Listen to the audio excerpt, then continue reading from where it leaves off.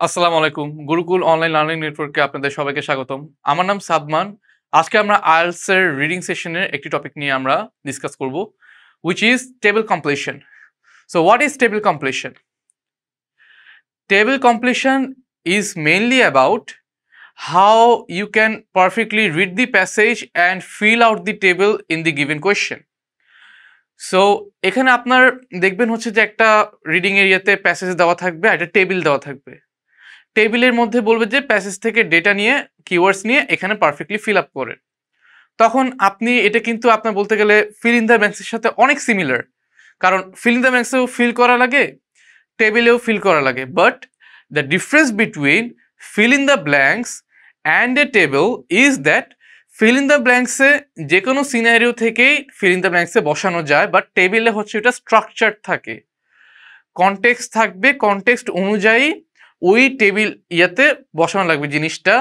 R feel the blanks একটু easier version হয়, টেবিলটা আর একটু টাফার ভার্সন, কারণ পুরো প্যাসেজের মধ্যে ওইটা অনেক ডিফারেন্ট সিনোনিমস কিওয়ার্ডস বা অনেক কিছু দিয়ে ওইটা হিডেন থাকে। আপনার ওই জিনিসটাকে কনসেপ্ট বুঝে তারপরে হচ্ছে ওই টেবিলে ওই ব্ল্যাঙ্কে পারফেক্টলি ওইটা বসাতে হবে। তো চলুন দেখে আসি how to do it perfectly. Read all of the instructions cautiously. Even a small mistake can cost you marks. Be vigilant about the needed words to fill the gaps. So ফার্স্টে ওরা কি ইনস্ট্রাকশন দিচ্ছে কোয়েশ্চেনের মধ্যে সেটাকে firstly read করবেন। তারা maybe বলতে পারে যে not more then 2 words, not more দেন 3 ওয়ার্ডস, দেন আপনার মেক শিওর করতে হবে যে 3 ওয়ার্ডসে যদি বেশি না হয়। আবার অনেক টাইমে দেখবেন হচ্ছে বলে নট মোর দেন 1 ওয়ার্ড, তখন দেখবেন যে এটা 1 ওয়ার্ডের বেশি কোনোটার আনসার হবে না। তারপরে ওরা ডিফারেন্ট ইনস্ট্রাকশন দিবে যেটা কীভাবে করা লাগবে, সেগুলোকে পারফেক্টলি রিড করবেন। পারফেক্টলি রিড করে তারপরে হচ্ছে আপনি আনসারের জন্য প্রস্তুতি নেবেন। Comprehend the table's layout to know the content and the subject. আগে টেবিলের লেআউটটা দেখে ওইটার জানার চেষ্টা করবেন যে এটার মেইন টপিকটা কি নিয়ে ডিসকাস হচ্ছে, এই জায়গায় কি সাবজেক্টের উপরে ডিসকাস হচ্ছে অ্যান্ড এভরিথিং। দেন হচ্ছে ওই প্যাসেজ থেকে আপনার যেটা দিবে প্যাসেজ থেকে তারপর আপনি আনসারটা বের করার চেষ্টা করবেন।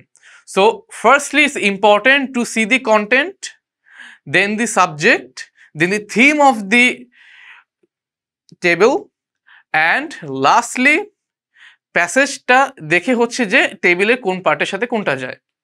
Quickly go through the questions and passages to get the idea of the kind of information you would have to fill in gaps. So যেটা আমরা ফার্স্টে আগেও বলেছিলাম যে we need to scheme through the text in the passage. আমরা পুরো প্যাসেজটাকে ডিটেলসে পড়বো না, পুরো মিনিংটা জানার চেষ্টা করব না। ফার্স্ট আইদার আমরা কোশ্চেনটা পড়ে তারপর হচ্ছে একটা প্যাসেজকে স্কিম করব, বা প্যাসেজটাকে ফার্স্টে স্কিম করে মানে হালকা একটু চোখ দিয়ে খালি দেখে এটা কনসেপ্টে কী লেখা আছে, ফার্স্ট প্যারাগ্রাফে কী লেখা, সেকেন্ড প্যারাগ্রাফে কী লেখা, থার্ড প্যারাগ্রাফে কী লেখা, সেগুলো দেখে আমরা কোশ্চেনটা দেখে তারপরে হচ্ছে বুঝতে পারবো যে আচ্ছা ঠিক আছে ফার্স্ট প্যারাগ্রাফের সাথে এই ফিল ইন দ্য ব্ল্যাঙ্কসের এই পার্টটা যায়, সো এটাকে এখন আমি ডিটেলসে দেখি। সেকেন্ড ফিল ইন দ্য ব্ল্যাঙ্কসের থার্ড প্যারাগ্রাফের সাথে যায়, সো ওটা আমরা দেখবো। এরকম করে তারপর হচ্ছে আমরা ডিপে যাব। ফার্স্টে আমরা হচ্ছে এটাকে একটা স্লাইটলি দেখবো, দেন কোশ্চেনটা দেখে আনসারটা বুঝবো যে কোন জায়গায় থাকতে পারে, দেন সেই জায়গাটা আমরা ডিপারে দেখবো। The questions order could be different from the given information in the reading passage. টেবিলের পার্টটাতে আপনার কোয়েশ্চেন যে কোনো সাইড থেকে আসতে পারে। ফার্স্টের ফিল ইন দ্য ব্ল্যাঙ্কসের কোয়েশ্চেন লাস্ট প্যাসেজ থেকেও আসতে পারে, আবার সেকেন্ড প্যাসেজ থেকেও আসতে পারে, মাঝখান থেকেও আসতে পারে। It could be from anywhere in the whole প্যাসেজের মধ্যে দেখবেন যে লাস্ট প্যারাগ্রাফ থেকে আসবে, বা ফার্স্ট প্যারাগ্রাফ থেকে আসবে, বা সেকেন্ড প্যারাগ্রাফ থেকে আসবে, যে কোনো একটা সাইড থেকে আপনি দেখবেন যে কোয়েশ্চেন আনসারটা থাকতে পারে। So it is always important to assess first যে কোন জায়গা থেকে কোন জিনিসটা আসছে।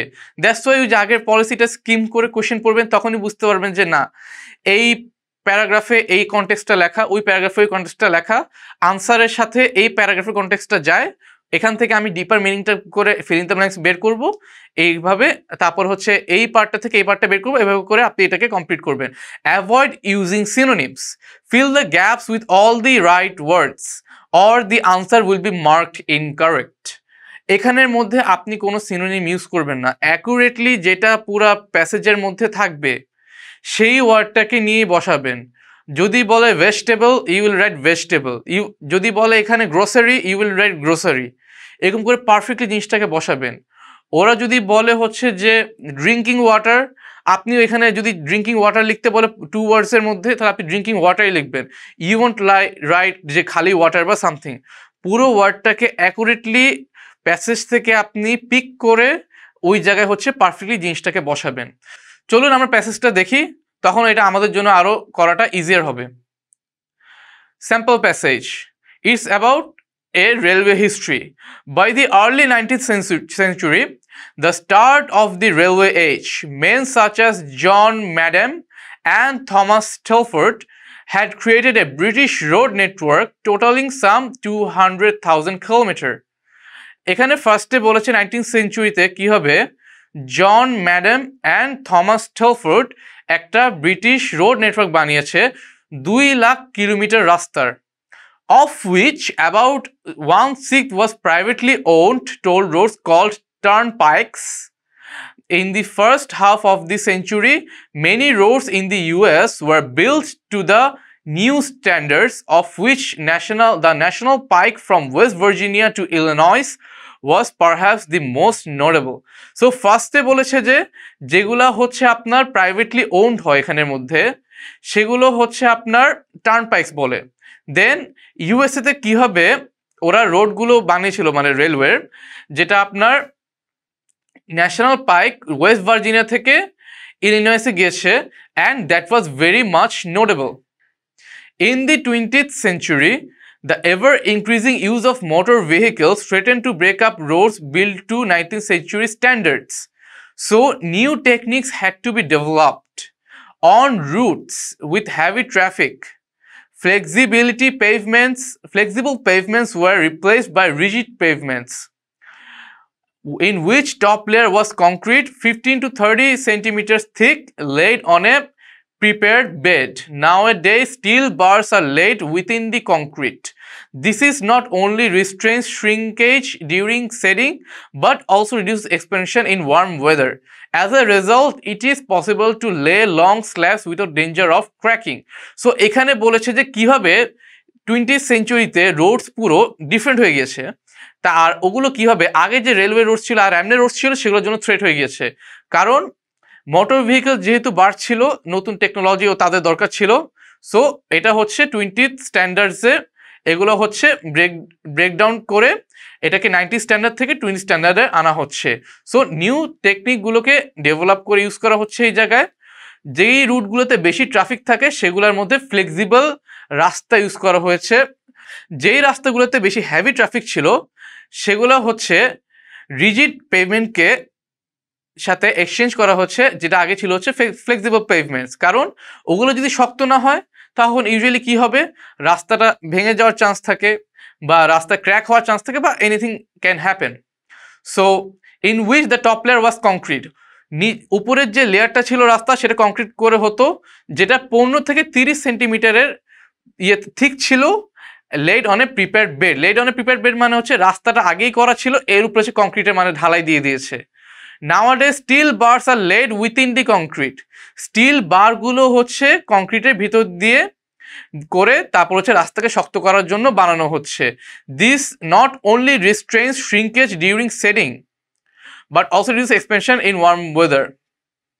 So এটা যখন এটাকে সেট করে তখন এটাও মানে চিমসা যায় না, বা এটাকে শ্রিঙ্কেজকে চিমসানোই তো বলে, এটা চিমসা যায় না, আবার গরমের ওয়েদারে রাস্তাটা ছেড়েও দেয় না বা এক্সপ্যান্ডও করে না। As a result it is possible to lay long slabs without danger of cracking. So যেহেতু এটা শ্রিঙ্কও করে না, এক্সপ্যান্ডও করে না, সো এটা ক্র্যাক হওয়ারও চান্স নেই, অ্যান্ড ওরা বড় বড় করে স্ল্যাবও বিল্ড করতে পারে, রাস্তাগুলো তখন অনেক পারফেক্টলি সুন্দর হয়। তো এই প্যাসেজের ব্যাপারে বলছে যে কীভাবে আগের কালে হচ্ছে ব্রিটিশ রোড নেটওয়ার্ক হয়েছে, তারপরে হচ্ছে তারা কীভাবে একটা নোটেবল 2 লক্ষ কিলোমিটারের রোড ওরা বানিয়েছিল,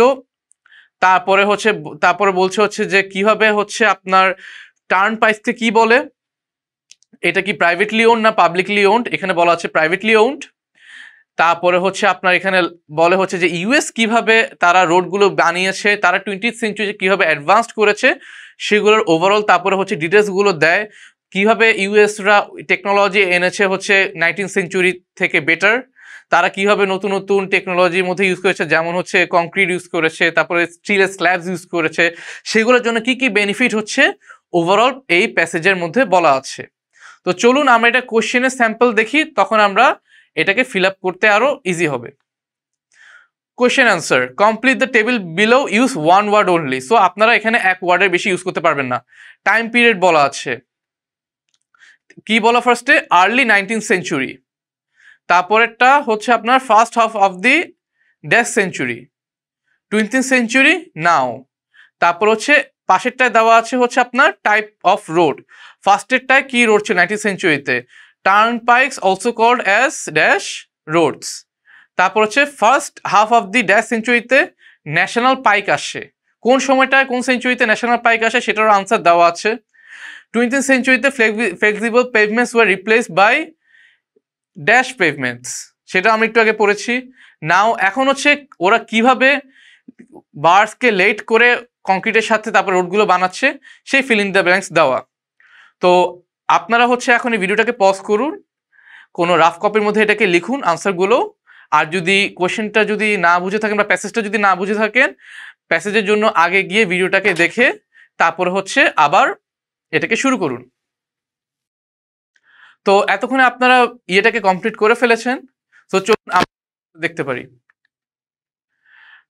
time period early 19th century, types of road কি ছিল, turnpikes also called as toll roads. ওইখানে আগেই ফার্স্টে বলা ছিল যে ব্রিটিশরা রোড বানাতো অ্যান্ড টোলিং রোডস ওইটাকে বলতো। সো ফার্স্টের দিকে এটার আনসারটা ওই জায়গায় দেওয়া ছিল।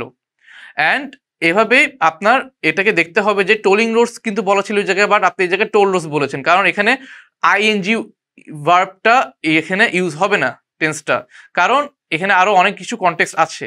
সো আপনি নর্মাল ওয়ার্ডটা ইউজ করবেন। First half of the 19th century national pike এসেছে in the US times. First প্যারাতেই লাস্টের দিকে বলা ছিল যে ইউএসরা কিভাবে 19th সেঞ্চুরির টাইমে এখানে আসছে, ন্যাশনাল পাইকের সময় কত ডিফারেন্স আসছে অ্যান্ড এভরিথিং, উইটের ডাটা ফার্স্ট প্যারাগ্রাফের লাস্টের দিকে এটা দেওয়া ছিল। 20th century, flexible pavements were replaced by rigid pavements. এখানে ওই জায়গায় আগেই বলা ছিল, আপনারা দেখেছেন যে flexible pavements got replaced by rigid pavements and everything, second প্যারাগ্রাফে। অ্যান্ড এটা যেভাবে প্যাসেজে দেওয়া ছিল এখানে সেভাবে অ্যাকুরেটলি আনসার দেওয়া। Now steel bars are laid within concrete, ওখানে লাস্টের দিকে আমরা দেখেছি যে বলা ছিল steel bars are now laid within concrete to make it more durable. So প্যাসেজের সাথেই এটার পুরোটাই আনসার লেখা ছিল।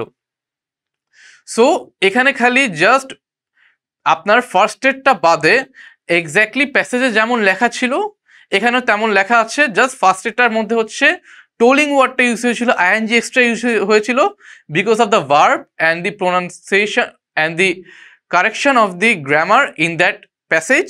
বাট এখানে যেহেতু এরকম ডিটেলসে বলেন, এটাকে একটু ঘুরিয়ে দিয়েছে।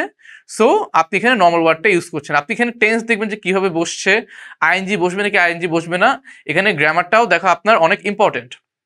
সো এভাবে করে হচ্ছে আপনি একটা টেবিলকে ফিল আপ করবেন। আর এখানে টেবিলগুলো ইউজুয়ালি আরও একটু কমপ্লেক্স আসে, যেগুলো হচ্ছে আমরা আরও ফার্দার যখন টেবিলগুলো আরও করব তখন আপনারা বুঝতে পারবেন যে how it gets more complex, কীভাবে ওরা এই জিনিসটাকে আরও পেঁচায় ফেলে, কীভাবে এটাকে আরও ট্রিকি করে ফেলবে ওরা। তখন ওগুলো থেকে আপনার দেখে দেখে বুঝে বুঝে এটাকে ফিল আপ করে দেন আপনার আরও কীভাবে পারফেক্টলি আনসার আনা যায় সেগুলো আমরা আপনাকে টিপসও দিব, তারপরে সেটা কীভাবে করা যায় সেটা আমরা আপনাকে মেথডসও বলবো।